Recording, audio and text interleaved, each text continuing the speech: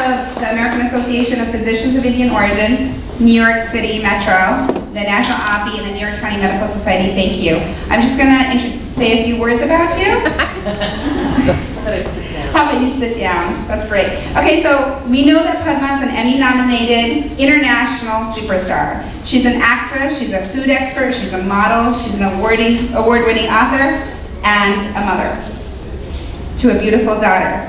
She's also just recently wrapped her 10th, can't believe that, 10th season of Bravo's Emmy Award-winning Top Chef.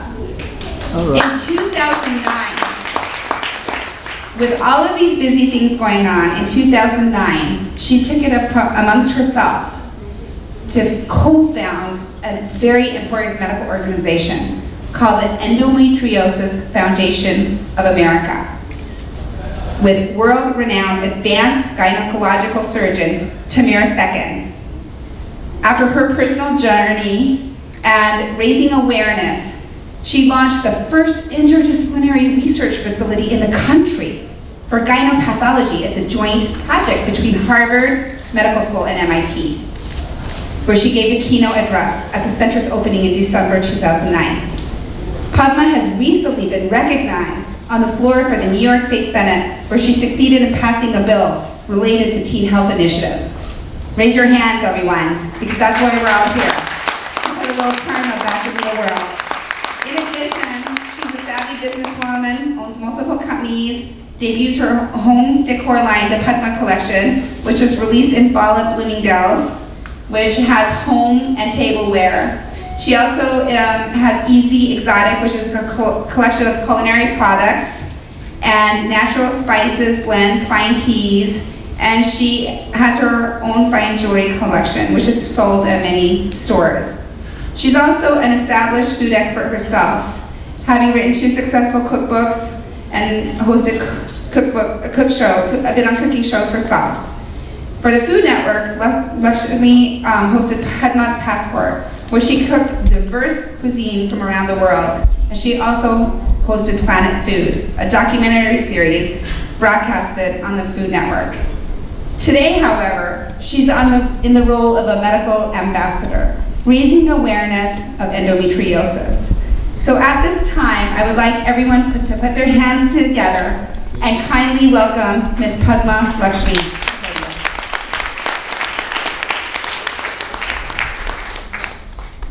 Is this mic on? Is it on? No. Good morning. Thank you for coming. I know it's Sunday, so nice to see all of you. You're all physicians. I'm not a physician. I'm here today as a patient, mostly, and I'm hoping to share with you a little bit of my personal experience as a patient with this illness that most people don't know about until it touches them personally. Either touches them themselves or touches them because a family member presents with the symptoms and eventually it gets diagnosed. So I'm just going to speak very frankly, and I would ask that as physicians, you think about this as a sacred place where I'm going to tell you a lot of personal things, not because I'm an exhibitionist, but more because I really want to communicate how important addressing this illness is. I was 13 when I first got my period. I got it on my birthday. I was at my uncle's house. And very soon after I started menses, I developed severe cramping and excessive bleeding, which over my adolescence became more and more severe. This was not totally unexpected by me because my mother's a nurse and she also suffered from these symptoms, but because she was a healthcare professional, she was really frank and very thorough about explaining puberty and all of the things that happened to us at an appropriate time, so I was very well prepared for what was coming. She just said, you know, I got cramps, so you're going to get cramps. There's really nothing you can do about it. Some women get it and some women don't. In a way, this was a help, but in a way it wasn't. She was only telling me what the women in her life and her family told her. If you have endometriosis, your daughter or your mother or your sisters are 7 times as likely to get it too. So she wasn't saying anything that wasn't true. But pain is your body's way of telling you something is wrong. And especially as women, we are told a lot of the time that we just have to grin and bear it, you know, be adjusting, don't worry about it or try not to make a big deal out of it. But it was a really big deal. It was a really big deal all through my life, all through high school, all through college, all through my 20s when I started modeling. It was always an issue for me wherever I went, 1 week out of every month. And basically that's 25% of most of my life. And it's a long time to be in pain. Endometriosis is also a very isolating disease. No woman wants to talk about it to anyone, let alone her doctor or her husband, or when she's growing up, her mother or her aunts. It's a very lonely illness because you don't want to, in high school I remember I would get my period and I wouldn't be able to go to the school dance or to go to work on a group project in some class. In college, also, I would see my college roommates getting their period and taking 2 Advil and, just going about their business and going to hockey practice when I couldn't. And every time I would get my period, people would say, well, why can't you come do this, or why are you canceling? And you don't want to say, as a young woman, the last thing you want to say is, well, I have my period, or I have cramps. Because especially other people say, well, I get my period, or my sister gets her period. It doesn't make her stop everything she does, but it does. If you have endometriosis, it's a very painful thing. It's not only painful physically, it's painful emotionally. It's painful mentally. Chronic pain affects every aspect of your life, but more importantly, the disease develops in a woman as her womanhood is developing. So it's very intertwined psychologically with how you look at your own womanhood and how you view that sexuality. And it all gets wrapped up and tangled together. So it's very important as caregivers, as physicians, when you're treating patients who have this illness, to deal with them holistically, to really deal with all of the ramifications of the disease, not only physical, but mental and emotional. And in younger patients, that's especially true. My hormones were up and down, I had back pain, I had pain that was shooting down one leg, I would swell everywhere, and all of those things need to be taken into account because I once, I had cysts removed about 10 years ago, and that gynecologist, I'm sure, had every intention of treating me properly. And he just said, you had 2 cysts removed, one left and one on your right ovary. One was endometrionic, which means it's blood-filled. But he never said the words endometriosis. Now, I don't think he was a bad doctor. I don't think, he wasn't being as thorough as he was able to be. I just think he didn't know any better. Then, I was celebrating my 2nd wedding anniversary, and I was out at a fancy restaurant, and because it was me, they were sending a lot of extra dishes, and I had extreme cramping and backache. Okay, so we've gone through college, we've gone through all that, now we're sort of like 10 years ago, or yeah, 7 years ago. And it wasn't even my period. It was right in the middle of my cycle. I didn't know what was going on, I wasn't bleeding, but I had really bad cramping. So bad that I was rushed to Mount Sinai. When I got to Mount Sinai, I got to the emergency room, and they did emergency gastrointestinal surgery. Now the doctor who operated on me there, I am convinced, he's a wonderful doctor, I am convinced that he gave me the best care he knew how to give, that he would give his sister or his mother or his wife. And when I came out of anesthesia, he said, you had a little piece of scar tissue that had wrapped itself around your small intestines. And we don't know why the body makes scar tissue, it just does. Perhaps it was from when you had your ovaries, your cysts removed from your ovaries. I noticed you have a scar on your arm. Perhaps you are one of those people that just scars all through the body, but we lifted it up, we clipped it, and it must have been like that for a while because the intestine didn't spring up. I had to massage it for it to get back. But you should be fine now. I was not fine. I was far from fine.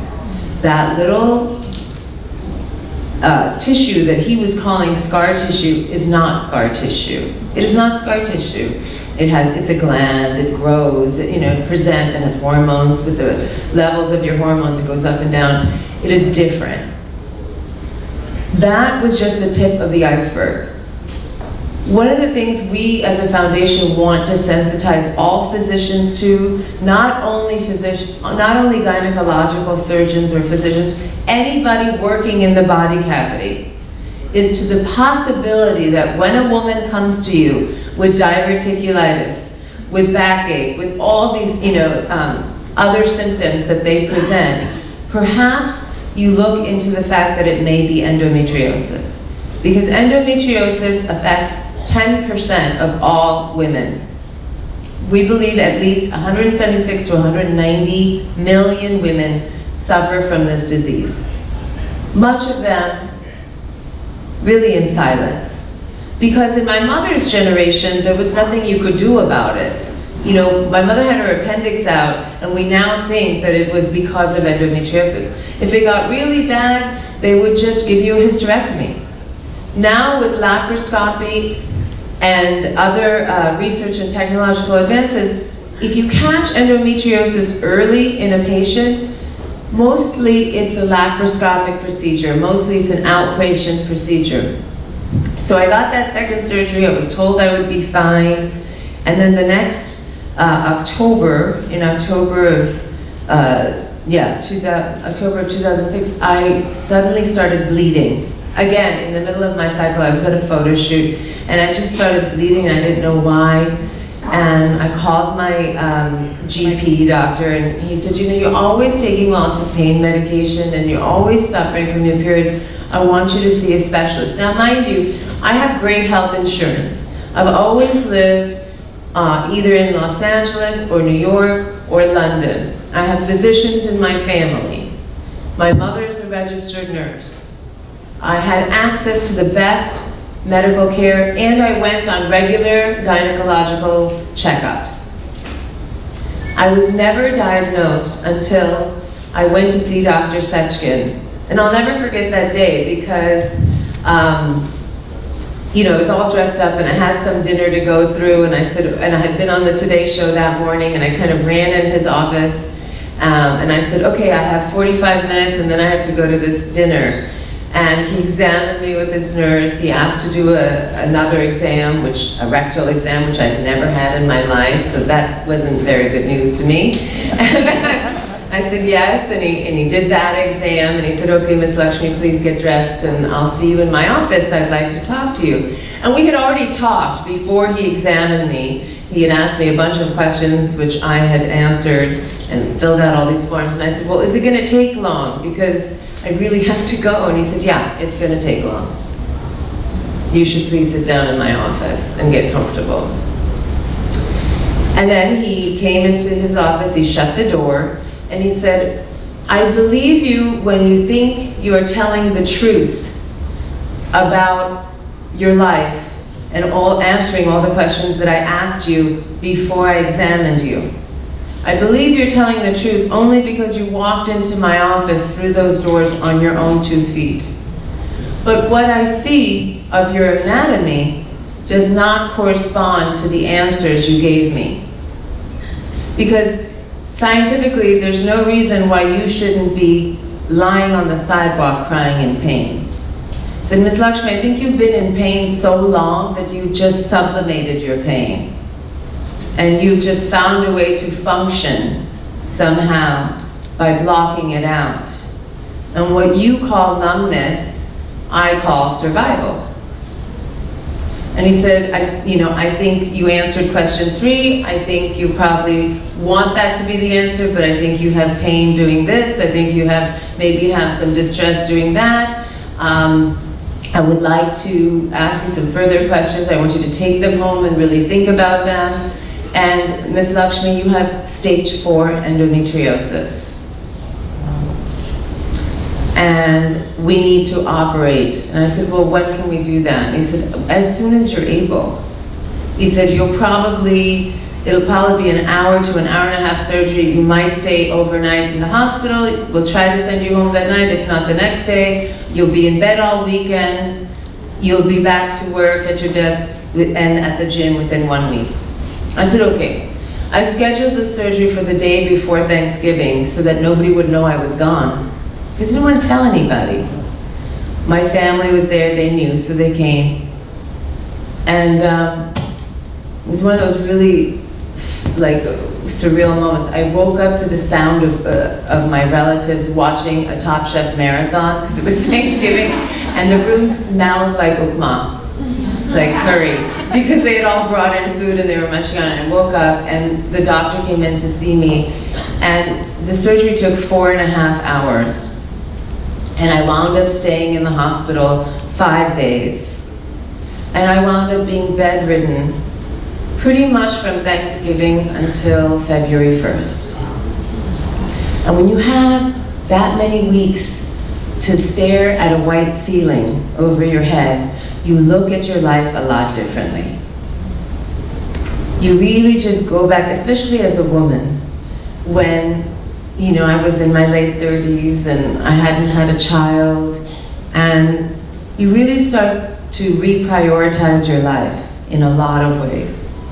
And you think about everything that's happened, everything that hasn't happened, everything that should have happened, everything that shouldn't have happened.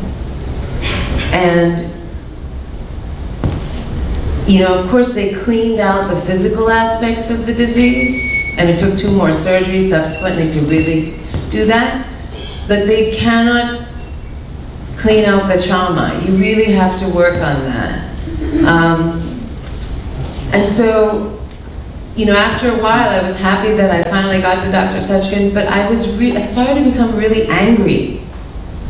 I started to become really mad that here I was, a 36-year-old woman, college educated, enough money to see the best doctor, good health insurance, people around me who should have known better, and yet I didn't know better. I didn't advocate for myself in the way that I probably should have.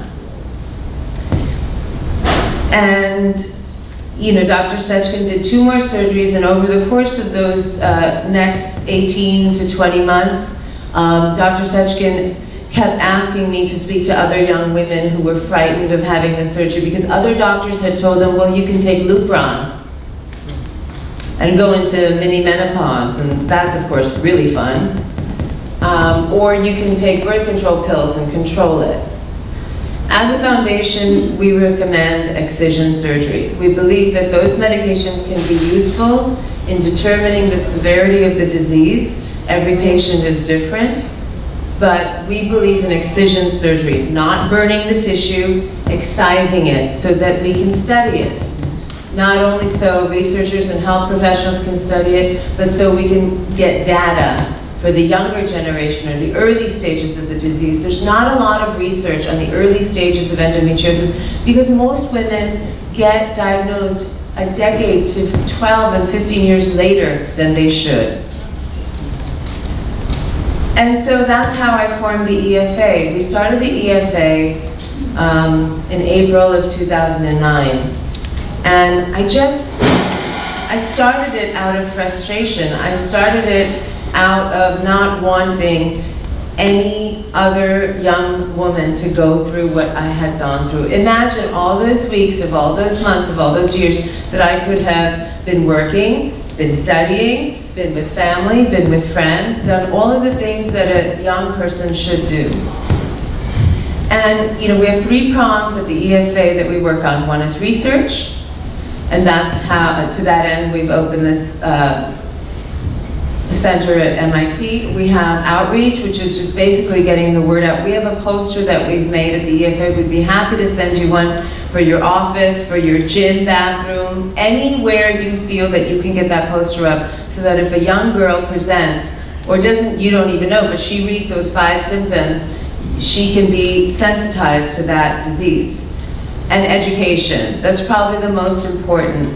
We have a teen health initiative that is live, and we'd love for all of you to encourage every teenager that you know to fill out that survey online. It's just, what is it? TeenHealthNewYork.com. TeenHealthNewYork.com. It's anonymous. We really need this information. We've got a grant from the New York State to help, and on your tax forms, I know how much we all love to pay taxes, but on your tax forms next year, there's a line item where you can donate. You can donate $2, you can donate $2,000, you can donate whatever you want, specifically so that every school nurse in every high school will address this with their patients. And what we'd like to do is have all the schools eventually, when they do their health education, their sex education, that this is part and parcel of that education. If I had learned about this disease when I was learning about all the other aspects of my sexuality and my reproductive system, my life might have been different.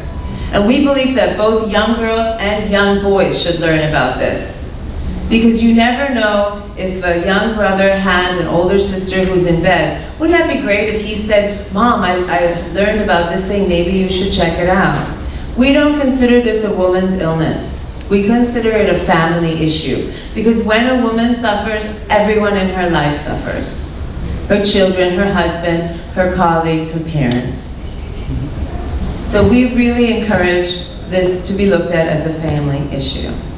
And the last part I want to talk about is that, you know, as a minority, as a woman, we all understand that discrimination is overt or subtle or sometimes invisible, even within ourselves.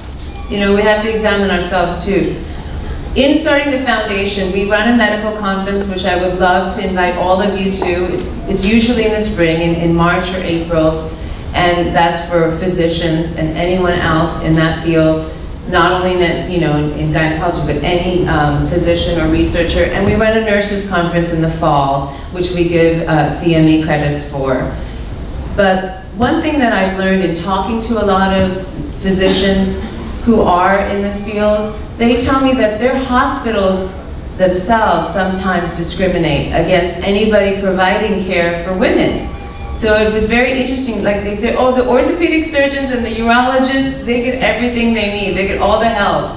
You know, and some of the surgeons who do this kind of surgery, they want to order equipment, they want to order, you know, different things. They don't even get the support they need. So there's that point of view, even from a clinical standpoint, even from a professional and a business standpoint, that you have to be aware of. And so, you know, if you're a woman, if you're a physician, if you are anybody caring for a woman as a physician, please help us also to destigmatize this disease and de-isolate these women, because the more we talk about it, the more we demystify it, the more we can just combat it. You know, we actually have treatment now that's quite effective for most cases. So it's just getting that treatment to the right people and treating them in a way that we can learn from their tissue. And I applaud you for allowing me to speak, and I thank you for your donations, and I do hope all of you will become more involved with the EFA, either just as a patron or as an advisory committee or anything you'd like to do. Thank you.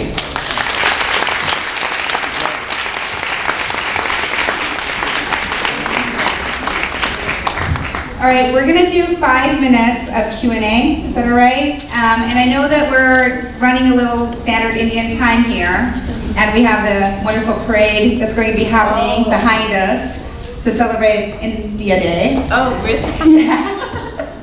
So what I would like to say is we're gonna do 5 minutes Q&A. We need a few minutes to set up. It's a buffet, you all can eat and make the parade on time. So just sit, relax, and enjoy the Q&A. Enjoy the entertainment we have. Ms. Bhavani Srinivasan will introduce her. We have a minute trailer, and I promise you in 10 minutes you'll be having lunch and you'll be out the door in 20. So please, out of the respect for all the energy and effort, for Padma's time, and for all of our wonderful people here, I'd like to have everyone just keep in their seats.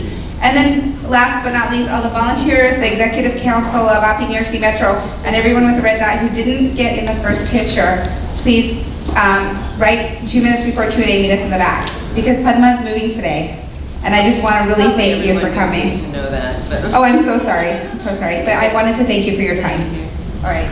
Niket, I'd like to call you up for Q&A. For your questions, just raise your hands. I'll bring you the microphone. Hi, Padma. I'm a gastroenterologist. I'm also vice president of this organization, so I want to thank you for coming and spending your time today here with us. As a gastroenterologist, I get a lot of patients, especially women who are premenopausal, who come in with non-specific abdominal pain. And as a gastroenterologist, a lot of it is irritable bowel syndrome. But always in my differential is endometriosis. And I send the patients back, I said, look, talk to your GYN and ask them, could this be endometriosis? Patients come back to me after a month or so, having seen their gynecologist. The most they'll get, in the majority of circumstances, is a pelvic ultrasound or a transvaginal ultrasound. And they don't find anything, and the patient comes back to me, no better, and the GYN has effectively, based on that study, ruled out endometriosis, yet the symptoms persist, and I still expect it. How do I educate the gynecologist? What should I be telling the gynecologist? It's a very tricky thing because, we all have our own egos and we don't want to step on any toes, and obviously this woman's doctor in some cases may feel, listen, this is my patient and I know her better than you do. It takes a great deal of diplomacy, first of all. And I think what you do in that case is you actually recommend she not go to her gynecologist, but go to a specialist, a gynecological surgeon, or a specialist in endometriosis, if that's what you suspect. Because if her gynecologist hasn't found it by the time she got to you, they're not going to find it because you say so. Some of endometrial tissue does not even show up on an MRI because MRI will only pick up like 3 millimeter and above. So, you have to send her to a specialist. So that specialist is going to compare her anatomy by doing a transvaginal and, all of that, with also really looking at the patterns of what she reports of her life. I mean, for us, that's as important, what she says and how she remembers how her periods are to what we see. Because other than going in there with a scope, there's really no way to know. But, I applaud you on doing that because, yes, IBS is one of the classic misdiagnoses of endo, and you're in the minority. And I really thank you for that because many doctors don't do that. Or they'll do the Good Samaritan thing of sending her back to her gynecologist. I would make the call to the gynecologist and say, I'd like to send her to this specialist, and have one, ready in your Rolodex or two that they can choose from. And just ask for the gynecologist to transfer some of her forms, her records. Can they go to your website, EFA, and look and see if there are specialists in the area that specialize in this? So I can refer them to your website? Endofound.org. Sorry? ENDOFOUND.org, endofound.org. But if you just put the EFA on a Google search, it'll usually come up. Great, thank you. Thank you, Padma. I'm Dr. Jay Shaw. I'm the president of AAPI. Hi. And I just want to thank you for coming. We will, as an AAPI, as you know the recent statistics, every 7th patient is seen by Indian physician. We will be your natural partner for awareness of endometriosis. If you would like to go on that journey, we're already doing childhood obesity awareness this year.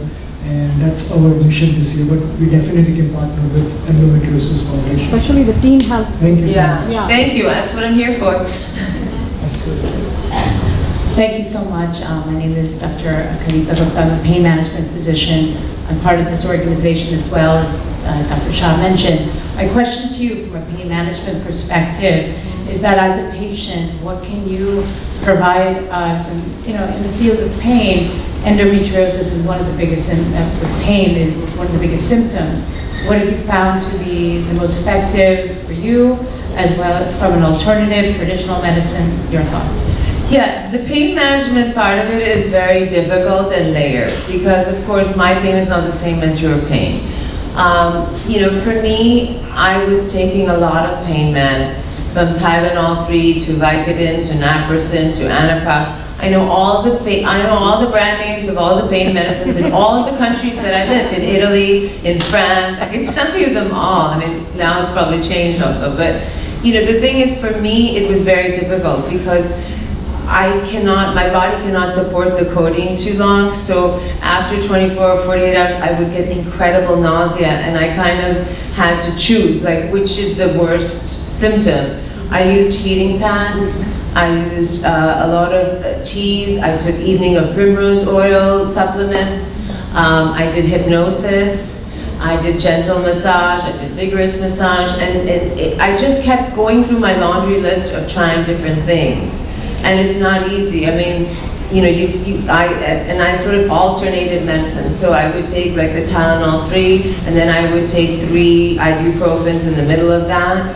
And then I would go back because I wanted to space out that, because it also, it just gave me the worst headache and made me dehydrated and all the issues. And I don't have a solution for pain management, but I will tell you the thing to watch out for also is that these drugs are very powerful, and I think in my case, the fact that my body had a physical aversion to them was actually a blessing in disguise for me, because some women get hooked onto these meds and then you say, probably you'll have to get surgery and have it excised. And then there's a point at which they are comfortable in their pain.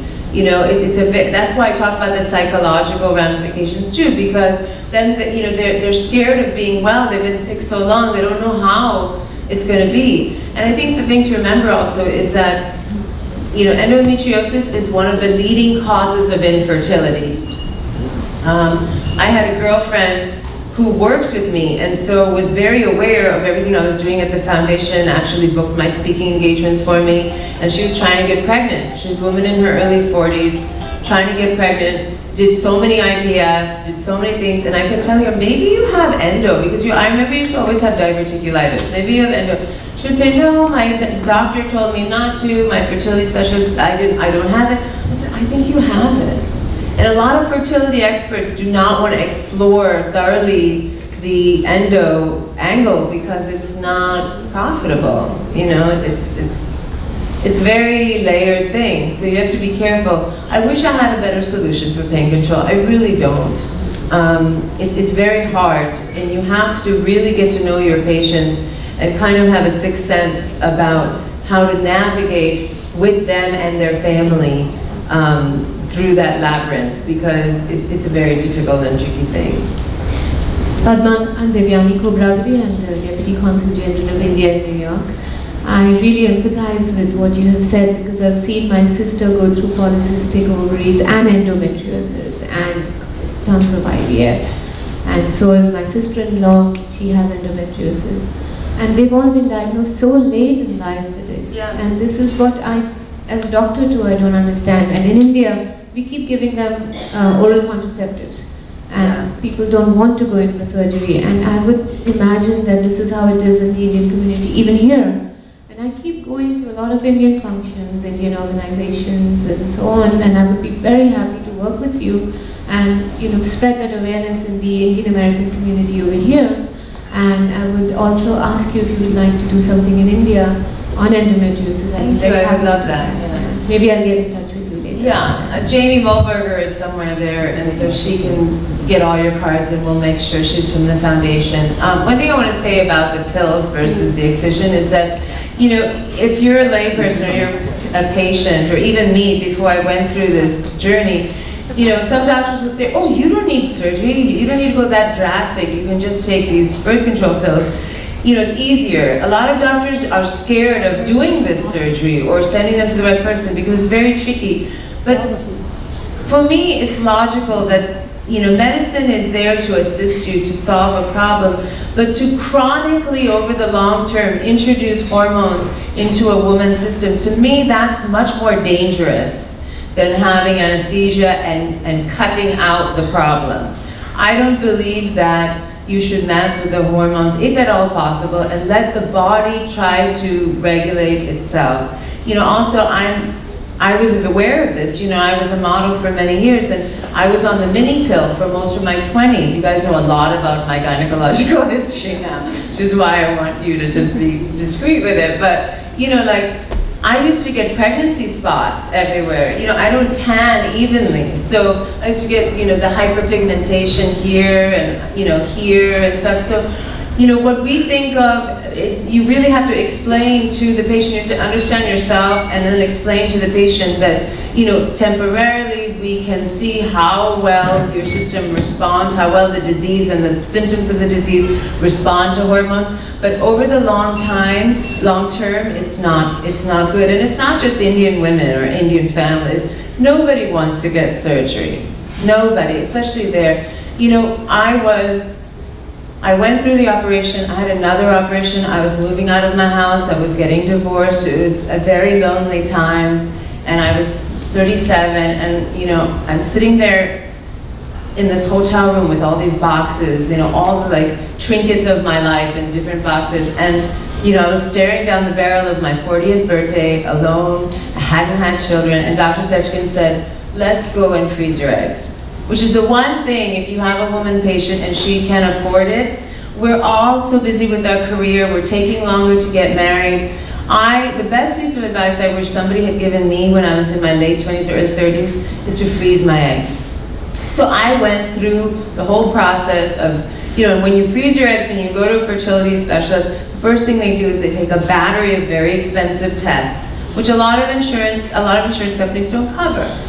And in that process, I'll never forget, the doctor told me, he called me, he said, Miss Lakshmi, I need you to come in the office. I said, just tell me what you need to tell me. He said, well, he said, your ovaries are older than you are. He said, that's what my tests tell me. And you know, when you're like in your late 30s, that's not what you want to hear at all. And he said, I think it would be very difficult for you to get pregnant naturally. In fact, even with IVF, it will probably only be a 10 to 15% chance. And that was right when I started the EFA. It was, you know, it was almost 39, I was 38 and a half. And I heard this news, and it was the tipping point for me. It just made me so angry, you know, so mad at myself and everybody else, including all this series of doctors I had seen. So we started the EFA in April, and in June or July of that year, I got pregnant, just without meaning to. And I think it was my karma for starting the EFA. You know, she talks about putting karma back into the world. And so, if I can just end with the thought that if you guys just tell 4 of your colleagues about this disease and some of the issues we've discussed here, that itself would be really something great. And then if you could be involved with the EFA, not only financially, but as medical professionals working in the community, we would love your involvement. Thank you very much.